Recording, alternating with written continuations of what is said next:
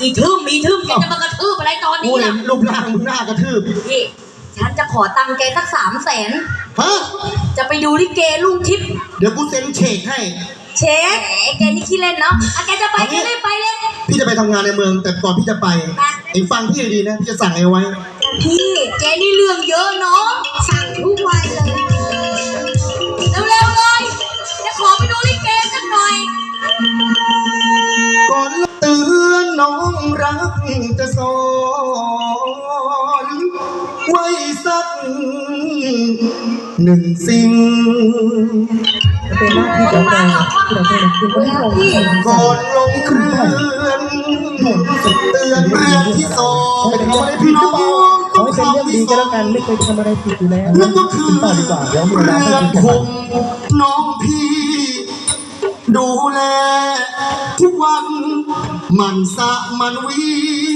สะอาดด้วยส่วนน้ำที่สองอย่าลืมนั่นก็คือน้ำดื่ม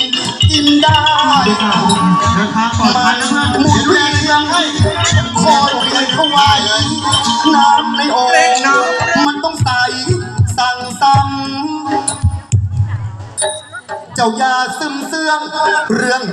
น้ำที่สามก็คือน้ำคำน้องคาให้พูดไว้ประจำคำจ้าคำจาอย่าปากปลาถลำส่วนน้ำที่สี่นี้ต้องนิสัยก็คือน้ำใจน้องใจสอนสิ่งที่ถูกควรทำโอเคพี่เจ้าดีนะพี่มานะพี่นะกลับไปนะไปกูจะพาไปดูลิเกเร็วสมพุ่งมุ่งหน้าเข้าเมืองทางตามไปทางที่สมตำแหน่งจากจังหวัดพิษณุโลกพบกับพระเอกชัยยากรเสียงสกุลนะครับจากนี้พบกับพระเอกวัยรุ่นลูกงามรำสวยจากเมืองพิษณุโลกชัยยากรเสียงสกุลและประวัติเป็นการสมัยให้แรงใจด้วยขอบคุณครับ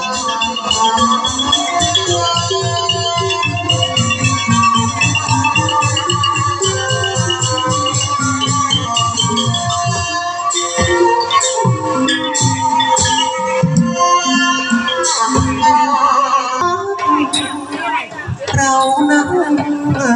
นึกฝึกให้หนักเราคอยพิทักษ์คัดทายตื่นแต่เช้าคือเฝ้าราชาไม่มัวร้องช้าบอกชี้การแสดงเป็นคุณทัพรับใช้กับกษัตริย์เทพบุตรชัยราชัยมันก็จะเป็นขอเรียกขึ้นเจ้าฟ้ามาตัดตามเวลาหน้าที่ทางนี้พบกับดาราร็อกเกอร์กฤษดาดาราโรคเป็นหมันความสามารถสูงครับเป็นเพศก็ได้ดาราก็ดีถึงผู้นี้เรียกกันว่าดาราร็อกเกอร์กฤษดาติดตามรับชมกันและเป็นแรงใจที่จะเลือกสาวของคุณครับ